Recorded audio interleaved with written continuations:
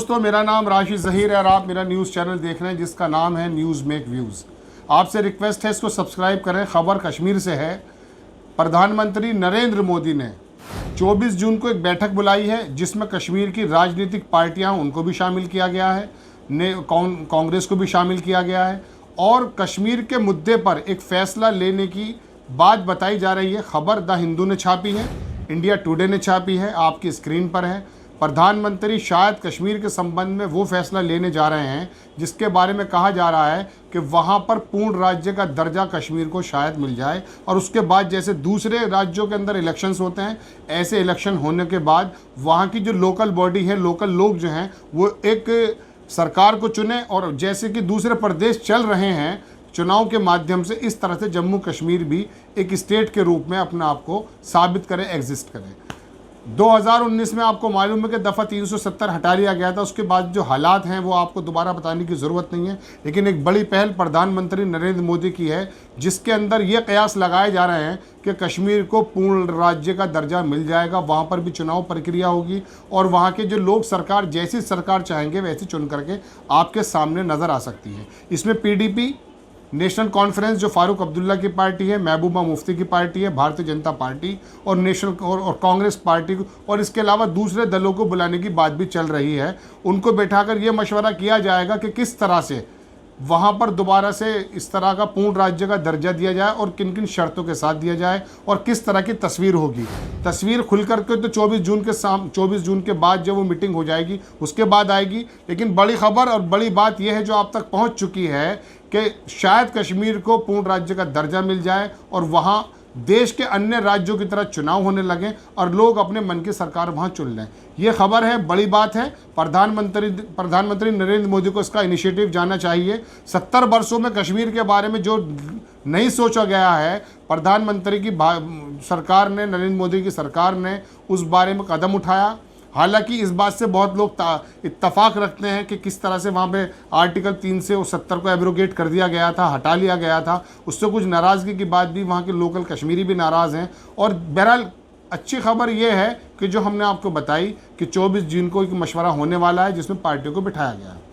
अब बात ये चल रही है कि इस अच्छी खबर के साथ भारतीय जनता पार्टी और केंद्र सरकार की नीयत क्या है। देखिए, पिछले साल एक कमेटी सेटअप की गई थी जिसमें डिलिमिटेशन की बात कही गई थी कि कश्मीर को किस तरह से बांटा जाए। कश्मीर को बांटने के अंदर अगर साफ सुथरा रुख इख्तियार नहीं किया गया और वहाँ पर पक्षपात रवैया इख्तियार किया गया तो फिर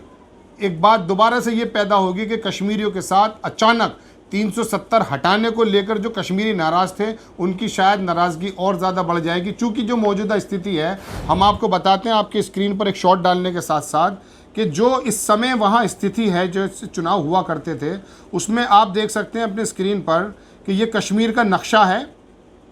और इस कश्मीर के नक्शे को आप देखेंगे कि इसके अंदर अब से पहले 87 सीटों पर इलेक्शन हुआ करता था और 87 सीटें वहाँ पर इस तरह से बांटी जाती थीं कि 87 सीट, ये आप देख सकते हैं नक्शे में, जो साइड में आप नक्शा देख रहे हैं ये जम्मू एंड कश्मीर का है, बराबर में इसके लद्दाख है जो कि कारगिल का एरिया है। इसकी 4 सीटें अगर हटा दी जाती हैं तो 87 की जगह ये 43 हो जाता है। यानी कि लेह की जो, लद्दाख की जो 4 सीटें अगर हटा दी जाती हैं तो ये 83 रह जाती हैं। पहले 87 पे होता था, अब ये शायद 87 पे होगा। लेकिन जो कमीशन हमने आपको बताया कि पिछले साल सेटअप किया गया है उसकी जो रिपोर्ट अभी आनी बाकी है, 2022 तक का समय है। लेकिन जिस तरह से कयास लगाए जा रहे हैं, बातें की जा रही हैं, उसमें पता ये चल रहा है कि ये 7 सीटें और बढ़ा दी जाएंगी। यानी कि 87 में से 4 अगर घटा दी जाएंगी कारगिल की, जो कि आपके नक्शे पे देखी जा रही है, ये 83 बचेंगी। अगर 7 सीटें और बढ़ जाती हैं तो ये टोटल 90 सीटों पर इलेक्शन होगा। अब इसके अंदर पेचीदा बात कहाँ पैदा हो सकती है हम आपको बताते हैं। ये आप देख सकते हैं कि डिलिमिटेशन का जो कमीशन है वो उसको रिड्रॉ कर रहा है इलेक्शन मैप। इसके अंदर बीजेपी, ये नीचे वाला पोर्शन आप देखें, ये जो सीटें हैं ये 37 हैं जो जम्मू रीजन में आती हैं जहां पर भारतीय जनता पार्टी बहुत ज़्यादा मजबूत है ना। और ऊपर की जो सीटें अगर आप देखेंगे तो ये सीटें आती हैं 46। इस तरह से ये अब से पहले बांटा गया था, इस तरह से इलेक्शन होता है। लेकिन अगर 7 सीटें बढ़ा दी जाती हैं तो ये 90 सीट हो जाएंगी। जम्मू कश्मीर का एरिया जो भारतीय जनता पार्टी का जहाँ पर होल्ड माना जाता है वो अगर बढ़ जाएगा तो यहाँ पर भारतीय जनता पार्टी की सीटें बढ़ जाएंगी और सरकार यहाँ पर भी भारतीय जनता पार्टी की आ जाएगी, जिसकी आशंका जताई जा रही है। और अब से पहले जो 87 सीटों पे इलेक्शन होता था, हम आपको बता देते हैं एक नक्शे के दौरान कि इसके अंदर 2 सीटें वो थी जो वहाँ का गवर्नर इलेक्ट करता था, तो 89 सीट यहाँ पे टोटल मानी जाती थी। वो अक्सर 2 सीटें जब फ़ायदा पहुँचाती हैं, जब कभी किसी पर्टिकुलर सरकार को वहाँ पर बहुमत कम पड़ रहा हो, वो 2 सीटें मिल जाती हैं। आप देख सकते हैं कि नक्शे के आधार पर 46 सीट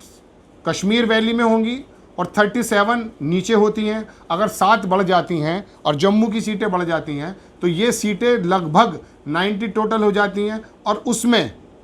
जम्मू कश्मीर का जो एरिया हम आपको बता रहे हैं भारतीय जनता पार्टी के लिए मजबूत है, वो वहाँ पर दोबारा से भारतीय जनता पार्टी की सरकार आराम से आ जाएगी। तो इसमें ये आशंका भी जताई जा रही जानकारों के अनुरूप, जैसा कि कहा जा रहा है कि ये परिसीमन का जो प्रक्रिया है अगर इस तरह से आई तो भारतीय जनता पार्टी की फुल बहुमत की सरकार वहां पर आ जाएगी, क्योंकि कश्मीर की सीटें वहीं की वहीं रहेंगी, 2 घट जाएंगी और बाकी 46 के 37 और 7 3 44 सीटें जो हैं तकरीबन वहां पर भाजपा की आ जाएंगी। और भाजपा की अगर सीट आती तो जम्मू कश्मीर में फुल बहुमत की सरकार भारतीय जनता पार्टी की आ सकती, जो कि इन 3 दलों को या 2 दलों को या बाकी जितने भी दल हैं इनको शायद ये नापसंद हो सकता है। तो ये तो 24 तारीख के बाद पता चल पाएगा कि सरकार के मंशा क्या है, किस तरह का लिमिटेशन होना है। फिलहाल लिमिटेशन पे बात ना हो करके शायद चुनावी प्रक्रिया पे और पूर्ण राज्य के ऊपर बात होगी। इस पर भी पीडीपी जो महबूबा मुफ्ती हैं वो अभी अपना एक राग अलाप चुकी हैं, जो कि बिल्कुल किसी भी भारतीय को एक्सेप्टेबल नहीं है। वो कहती हैं कि पाकिस्तान को भी इस बातचीत में शामिल कर लेना चाहिए।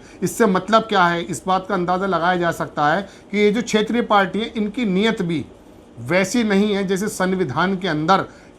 निष्ठा होने के बाद होनी चाहिए। इसकी वजह क्या है हम आपको बता देते हैं। देखिए, एक बात 2 मिनट की और हो जाएगी लंबी, लेकिन हम आपको बताते हैं कि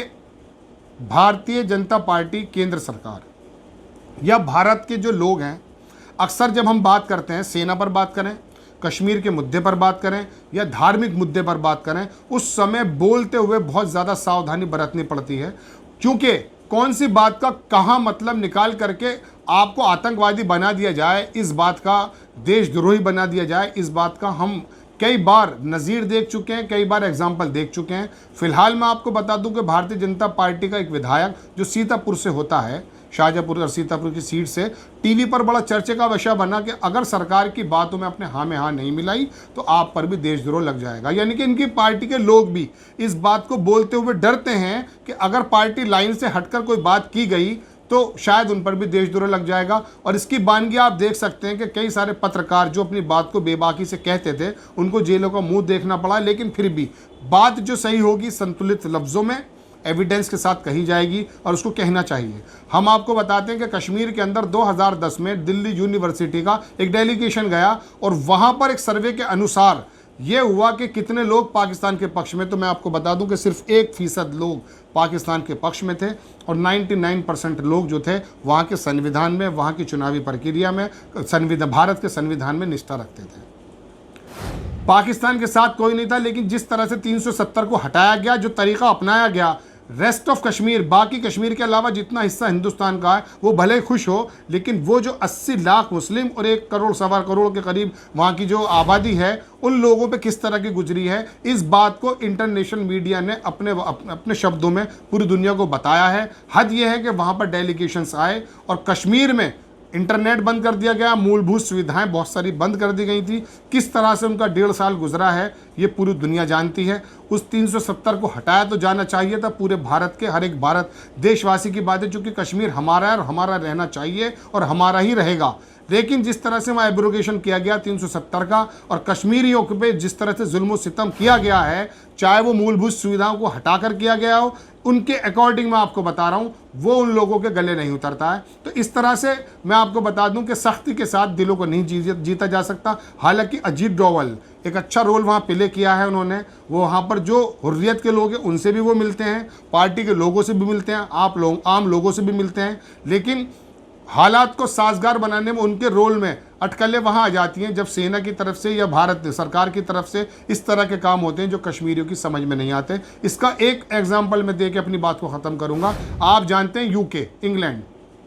इंग्लैंड के बराबर में एक मुल्क और है जहाँ पर सत्ता इंग्लैंड की ही चलती है, शायद उसका नाम स्कॉटलैंड या हॉलैंड है, मैं कंफ्यूज हूँ, लेकिन दोनों में से एक है। वहाँ पर भी सत्ता जो है वहाँ पर इंग्लैंड गवर्नमेंट की ही चलती है। वहाँ पर एक सर्वे किया गया कि आप अपना अलग देश बनाना चाहते हैं, अलग रहना चाहते हैं, या इंग्लैंड की सरकार के साथ आप हैं। आप यकीन मानिए उस चुनाव के अंदर ये निकल कर आया कि जो वहाँ की लोकल पार्टीज़ थी जो अलग होकर बात करना चाहती थी उनको लोगों ने नकार दिया और इंग्लैंड सरकार के साथ वो लोग रहे। वजह उसकी क्या थी? क्योंकि इंग्लैंड सरकार ने वहाँ के लोगों के हकों की, अधिकारों की रक्षा की, जो ज़रूरती फैसिलिटीज़ थी वो दी गई, लोगों के दिलों को जीता। तो उन्होंने लोकल बॉडीज़, लोकल पार्टीज़ को दरकिनार करते हुए इंग्लैंड के साथ जाना मुनासिब समझा। इसी तरह से कश्मीर या और जो इतने स्टेट हैं उनको अगर ये जताया जाएगा किसी भी नीति से, जिस तरह से फेसबुक पर और सोशल मीडिया पर लोगों ने बातें कही हैं और किसी तरह का एक इस तरह का इंप्रेशन गया है कि कश्मीर बिल्कुल देश से अलग है, तो वहाँ के लोग भी अपने हैं और उनको अपनाहियत से ही अपनाया जा सकता है और उनको समझाया जा सकता है। मैंने आपको 2010 की बात बताई कि एक सर्वे के दौरान रिजल्ट ये निकल कर आया है, और अभी आप एक सर्वे करा लीजिए, आपको 1% लोग ऐसे शायद नहीं मिल पाएंगे जो पहले वहाँ मिले थे, जो पाकिस्तान के साथ जाना चाहते थे। अब शायद वहाँ पर अगर आपने सर्वे किया तो तस्वीर बिल्कुल उलट हो जाएगी। मैं शब्दों में नहीं बताना चाहता, लेकिन बता रहा हूँ कि वहाँ के लोगों के दिलों में भारतीय सरकार के प्रति, केंद्र के प्रति जो आस्था थी उसको तोड़ दिया गया है 370 के बहाने। ये मुझे कहने में कोई हिचक नहीं है, ये सरकार के खिलाफ बात नहीं है, आम लोगों की, और कश्मीर हमारे देशवासी हैं, उनके हकों की बात मैं आपसे कर रहा हूँ कि इस समय कश्मीर के बारे में अगर आप कोई फैसला लेना चाहते हैं, अगर पीडीपी ये कहती पाकिस्तान को शामिल किया जाए, उसको उस मीटिंग से भी बाहर कर दिया जाए, लेकिन अगर आप बैकडोर से इस तरह से आना चाहते हैं कि वहां पर बहुमत परिसीमन के आधार पे, डिलिमिटेशन के आधार पे आप इस तरह से वहां बंटवारा करेंगे कि आपकी सीटें ज़्यादा आ जाएं, हिंदी बाहुल्य क्षेत्र की सीटें ज़्यादा आ जाएं और आपकी सरकार भी वहां पर हो जाए, चूंकि आप महाराष्ट्र के पीछे पड़े हुए हैं, कर्नाटक आप छीन चुके हैं, आप किसने गोवा के अंदर आपके कम विधायक होने के बावजूद आपने वह सरकार बना ली। राज्यपाल किस प्रकार का काम कर रहे हैं देश में, ये किसी से ढका छुपा नहीं है।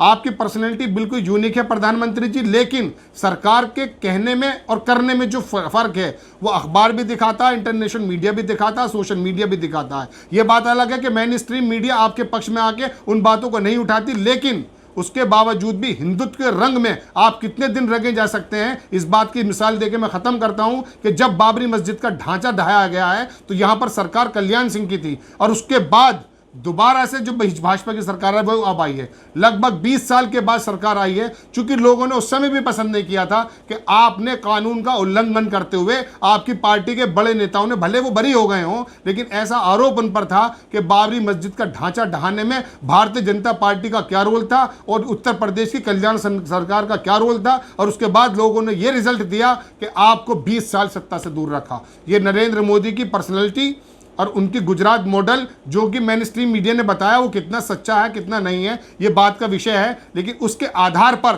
दोबारा से भारतीय जनता पार्टी की सरकार आई है। ढांचा गिराने के बाद जो उम्मीद ये की जा रही थी कि 14 प्रदेशों में उस समय लगभग सरकार थी आपकी, और बाद में जब सरकार आई तो वो घट करके 7 या 6 हो गई थी। इसकी वजह यह है कि यहाँ के लोग धार्मिक भले वक्ती तौर पर आप कर देते हो, लेकिन लंबे समय तक बेवकूफ़ नहीं बने रह सकते। कश्मीर भारत का अंग है,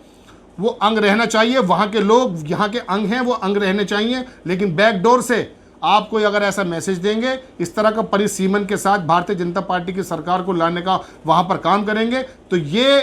24 जून की बैठक हो या आने वाले वक्त की बैठक हो, घाटी के अंदर शांति नहीं आएगी।